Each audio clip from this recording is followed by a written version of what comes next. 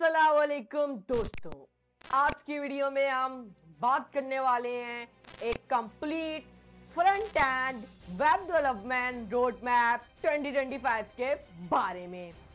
अगर आप front end developer बनना चाहते हैं या ऑलरेडी इस फील्ड में हैं तो ये रोड मैप आपके लिए काफ़ी हेल्पफुल होने वाली है। हम स्टेप बाय स्टेप देखेंगे कि कौन सी स्किल्स ज़रूरी हैं, कौन सा टूल्स और टेक्नोलॉजी सीखने चाहिए और कैसे एक प्रोफेशनल फ्रंट एंड डेवलपर बना जाए। तो बिना किसी डिले के शुरू करते हैं। स्टेप नंबर 1 पे आते हैं कि फ्रंट एंड क्या है। अब आप लोग में से ज़्यादा लोगों को पता नहीं होगा कि फ्रंट एंड है क्या। अगर आपको फ्रंट एंड के बारे में बताऊं, सबसे पहले ये समझना ज़रूरी है कि फ्रंट एंड डेवलपमेंट होता क्या है। दोस्तों, जब आप किसी वेबसाइट या वेब ऐप को ओपन करते हैं, जो कुछ भी आप देखते हैं जैसे buttons, images, text, animation, forms या लेआउट, ये सब फ्रंट एंड का हिस्सा होता है। फ्रंट एंड डेवलपमेंट को काम होता है एक अट्रैक्टिव और फंक्शनल इंटरफेस डिजाइन करना जो यूजर्स के लिए इजी हो। अगर सिंपल वर्ड्स में कहूँ तो फ्रंट एंड डेवलपर वो बंदा होता है जो वेबसाइट को वो हिस्सा डिजाइन और डेवलप करता है जो यूजर डायरेक्टली देखते और इंटरेक्ट करते हैं। इसमें HTML, CSS और जावास्क्रिप्ट का इस्तेमाल होता है। ये स्टेप नंबर 1 था कि फ्रंट एंड डेवलपमेंट है क्या। अब अपने स्टेप नंबर 2 पे आते हैं। आप learn the fundamentals HTML, CSS and JavaScript. अगर आप फ्रंट एंड डेवलपर बनना चाहते हैं तो सबसे पहले आपको फंडामेंटल्स स्ट्रॉन्ग करने होंगे। पहला HTML, दूसरा CSS, तीसरा जावास्क्रिप्ट। अब HTML असल में है क्या? ज्यादा लोगों को ना उसका फुल फॉर्म पता होगा ना पता होगा कि HTML असल में है क्या। लेकिन अगर उनकी क्लैरिफिकेशन के लिए बताऊं मैं कि HTML है क्या, तो HTML का फुल फॉर्म है हाइपर टेक्स्ट मार्कअप लैंग्वेज। ये वेबसाइट का स्केलेटन या स्ट्रक्चर होता है। ये डिफाइन करता है कि वेबसाइट का कंटेंट कैसे अरेंज होगा। मतलब एक वेबसाइट का एक बेसिक स्ट्रक्चर जो होता है, HTML एक बेसिक स्ट्रक्चर बना देता है वेबसाइट का। ये होता है HTML का काम। अब नंबर 2 पे आते हैं CSS। CSS का फुल फॉर्म क्या है, CSS का काम क्या है, इनमें से ज्यादा लोगों को ये भी नहीं पता होगा। तो उनकी क्लैरिफिकेशन के लिए अगर मैं बता दूं कि CSS असल में है क्या, तो CSS का फुल फॉर्म होता है कैस्केडिंग स्टाइल शीट। ये वेबसाइट का लुक और फील डिफाइंड करता है। कलर्स, लेआउट्स, एनिमेशंस सब कुछ CSS से होता है।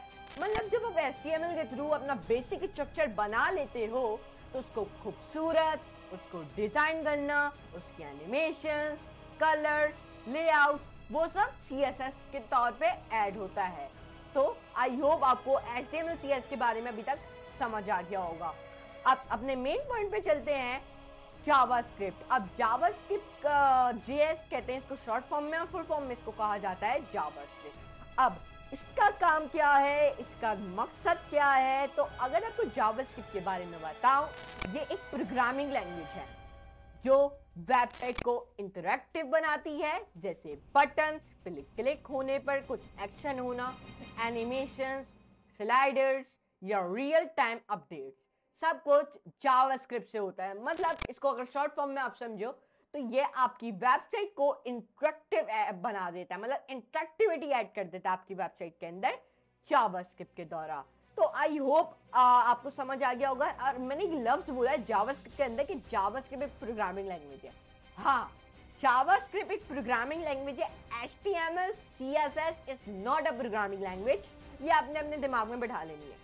जावास्क्रिप्ट एक प्रोग्रामिंग लैंग्वेज है जो आपकी वेबसाइट को इंटरैक्टिव बना देता है। मतलब आपकी जो बटन्स होती हैं, जैसे कि आप एक बटन को दबाओ सबमिट, तो ऑटोमेटिकली सबमिट हो जाता है। कैसे? जावास्क्रिप्ट के द्वारा। तो आई होप आपको अभी जावास्क्रिप्ट, CSS HTML के बारे में समझ आ गया होगा।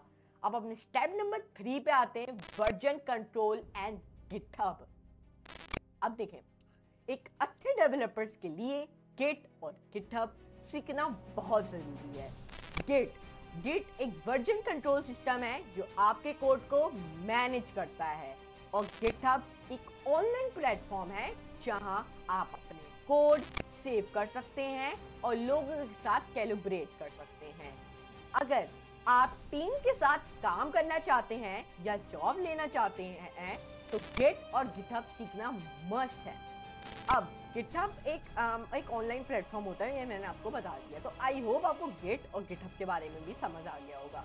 गिट एक आपके कोड को क्लीन और आपके कोड को मैनेज करता है, गिटहब आपके कोड को सेव करता है। मतलब अगर आपने कोई पर्सनल पोर्टफोलियो बनाया तो आप उसको गिटहब पे जाके अपने रख सकते हो और उसको सेव कर सकते हो। तो स्टेप नंबर 3 में हमने वर्जन कंट्रोल और गिटहब के बारे में जाना। अब अपने स्टेप नंबर 4 पे आता है responsive design, mobile friendly website. आजकल हर किसी के पास मोबाइल फोन है, इसीलिए आपको वेबसाइट्स को रिस्पॉन्सिव बनाना आना चाहिए। अब वो कैसे करते हैं?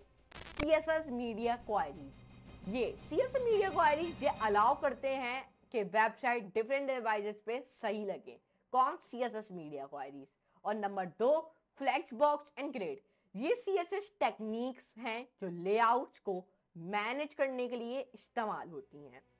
अगर आप ये कॉन्सेप्ट्स अच्छी तरह समझ आ जाएं तो आप एक मॉडर्न फ्रंट एंड डेवलपर बनने के करीब हैं बहुत। तो ये था, आप इस तरीके से आप CSS के दौरान CSS के अंदर मीडिया क्वेरीज और फ्लेक्स बॉक्स और ग्रिड को इस्तेमाल करते हुए आप अपनी हर वेबसाइट को रिस्पॉन्सिव में कन्वर्ट कर सकते हैं। अब स्टेप नंबर 5 पे आते हैं, APIs एंड फेचिंग डाटा। आजकल हर वेबसाइट डाटा के साथ काम करती है, इसीलिए आपको APIs को समझना जरूरी है। पहला, REST APIs और JSON। ये अलाउ करता है कि आप किसी सर्वर से डाटा फेच कर सकें। Number 2, fetch APIs and XOS। ये दोनों टूल्स आपको डाटा को हैंडल करने और API कॉल बनाने में मदद करती हैं। ये दो चीजें। तो आई होप आपको फेचिंग डाटा और APIs के बारे में पता चल गया होगा। अब स्टेप नंबर 6 पे आते हैं, framework and libraries, modern tag.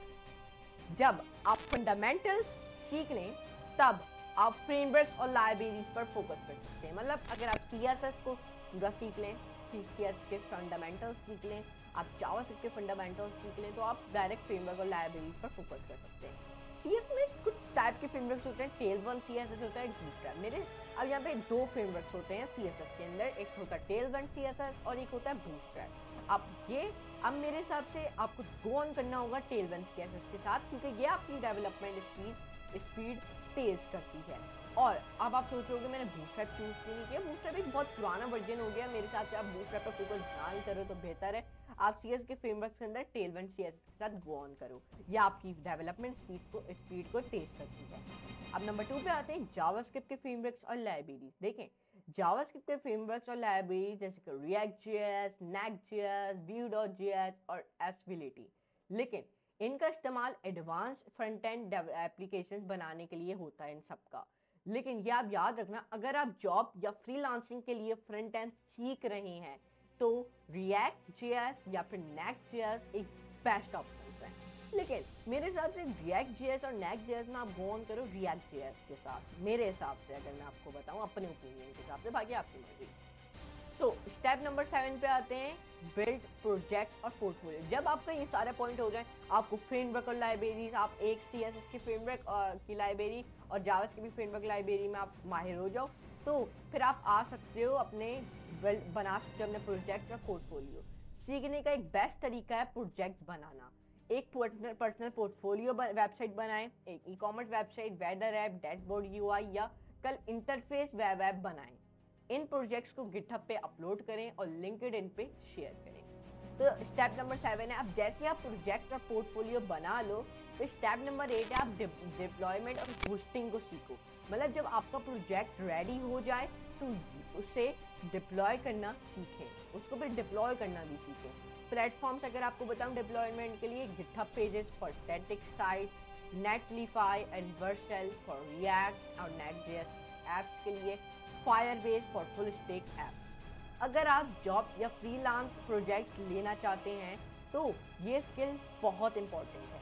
तो पहला स्टेप मैंने जो आपको बताया है, जो पहला स्टेप मैंने आपको बताया उसमें मैंने आपको फ्रंट एंड के बारे में बताया, जो आपको पता होना बहुत ज़रूरी है। पहले फ्रंट एंड है क्या, तो आपको ये सबसे पहले पता होना ज़रूरी है। फिर स्टेप नंबर 2 में आपको मैंने बताया आपको फंडामेंटल्स पता होने चाहिए, जैसे कि HTML, CSS और जावास्क्रिप्ट। स्टेप नंबर 2 में ये बताया। फिर स्टेप नंबर 3 में मैंने आपको वर्जन कंट्रोल में गिटहब के बारे में बताया, मतलब गिट और गिटहब के बारे में मैंने आपको बताया। स्टेप नंबर 4 में जो मैंने आपको रिस्पॉन्सिव डिज़ाइन के बारे में बताया, मतलब आपको रिस्पॉन्सिव भी करना आना चाहिए अपने डिज़ाइन को। जो आप वेबसाइट बनाते हो HTML के अंदर, तो आपको उसको रिस्पॉन्सिव में भी करना आना चाहिए। फिर स्टेप नंबर 5 में मैंने आपको APIs और फैचिंग डाटा का बताया, मतलब जो पीछे फैचिंग डाटा वो सब, मतलब फैच AI और रेस्ट APIs। फिर आपको स्टेप नंबर 6 में मैंने आपको ऐप फ्रेमवर्क्स और लाइब्रेरीज के बारे में बताया, CSS और जावास्क्रिप्ट की। जावास्क्रिप्ट की कोई लाइब्रेरी नहीं होती, CS की कोई लाइब्रेरी नहीं होती। CS की सिर्फ फ्रेमवर्क्स होते हैं, 2 टाइप के फ्रेमवर्क होते हैं, एक होता है टेलविन CSS और एक होता है बूटस्ट्रैप। ओके, लेकिन हमने सिर्फ बात की अभी टेलविन के बारे में। मेरे साथ आप गो ऑन करो टेलविन के साथ, क्योंकि ये मैंने आपको ये सब बता दिया क्यों आपने गो ऑन करना है उसके साथ, बाकी ये सब। फिर आपको स्टेप नंबर 7 में जब आपको ये सब आ जाए तो आप अपने प्रोजेक्ट्स पर बना सकते हो, ताकि आप और अबूर हासिल कर सको उन सारी चीज़ों में जो आपको ऊपर मैंने बताई हैं, उन सब में। फिर आप डिप्लॉयमेंट और होस्टिंग सीखो, मतलब होस्ट कैसे करूँगा मैं इस वेबसाइट को, डिप्लॉय कैसे करूँगा, वो सब सीखो। फिर अब आखिरी में आपको कंक्लूजन देते हैं और फाइनल टिप्स देते हैं।